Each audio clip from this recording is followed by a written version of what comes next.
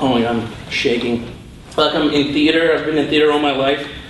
But it's like when you're in theater on stage, you're saying somebody else's words and somebody put a costume on, it's fine. I can say whatever I want. But when it's your own dumb face and clothes and your own words, it's kind of nerve-wracking. Okay, this is age 12. In elementary school, I was into math.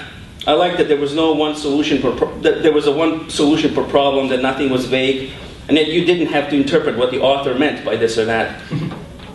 I had it all figured out for the first 4 years. It was later, as the math got more abstract and elusive, and you had to remember formulas and draw coordinate systems and such, that I developed animosity towards the subject.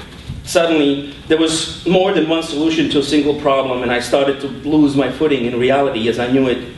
I remember being obsessed with the notion that a straight line can go on forever and never touch another straight line that was parallel to it. That seen from the side, a straight line is just a dot, which I thought could not be proven, since the line would go right through your eye and brain, rendering you blind and dead. Tragically, I said this out loud in my class, and my comrade teacher thought I was trying to be funny and made me stand in a corner facing the wall for hours. My peers snickered at the size of my ass, and I visualized myself turning into a dust mote and wafting out through the crack under the door.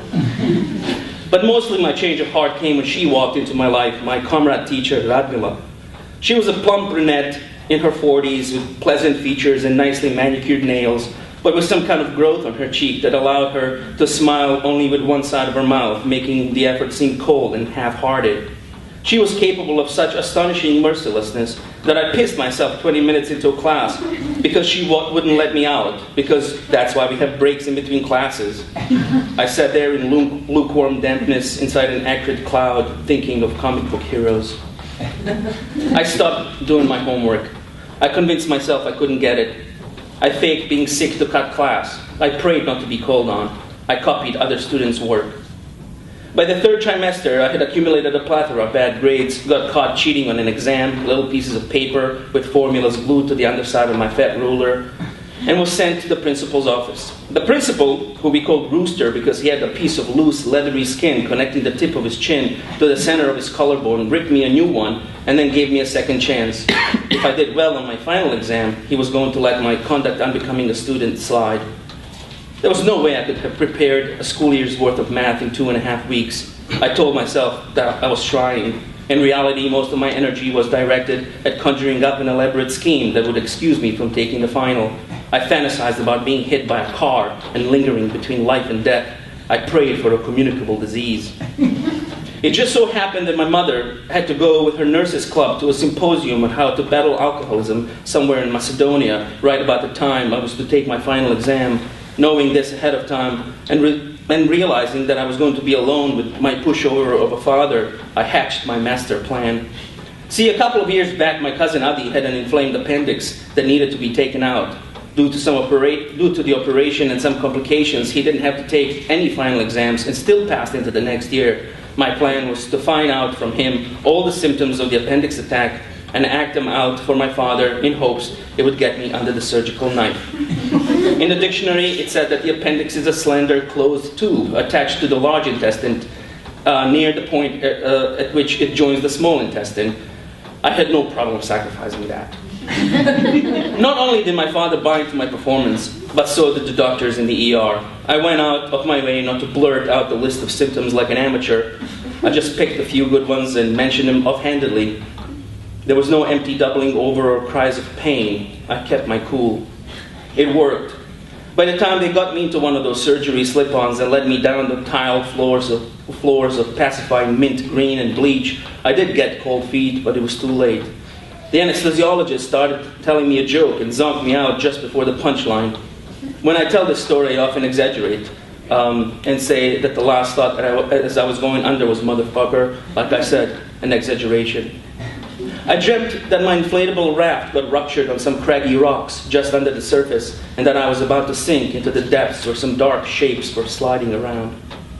I came to in a corridor with terrible pain and a confusion of squeaky wheels and people talking in bleach and iodine. I was wheeled into a room, moved to a bed, and the boy next to me had some complications, so they left him open with a tube dripping yellow pus into a plastic container. He looked miserable. The girl on the other side of my bed was bald. She had lice, among other things. I remember the ravenous sounds my stomach made when they brought in food for everybody but me and the busboy.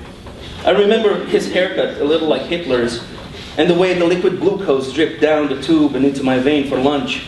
My mom returned from Macedonia early and pulled some nurse strings to come and visit me beyond the visitation hours. She seemed to have bought my performance as well. She was there when my doctor came into the room, looking more like a butcher than a doctor, with oily skin a-sheen, an unshaven neck, and a mustache as solid as a chocolate log. He told us that I was a very lucky boy, that if I hadn't gone to the hospital when I did, I would have died, that the inflammation of the appendix was at such a late stage that it was full of pus and ready to burst.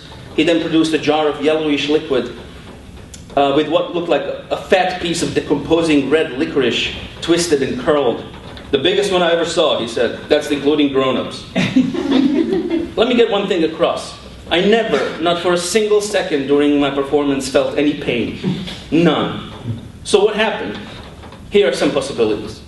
Perhaps the doctor found a perfectly normal appendix and realized I was lying and decided to play a little joke on me.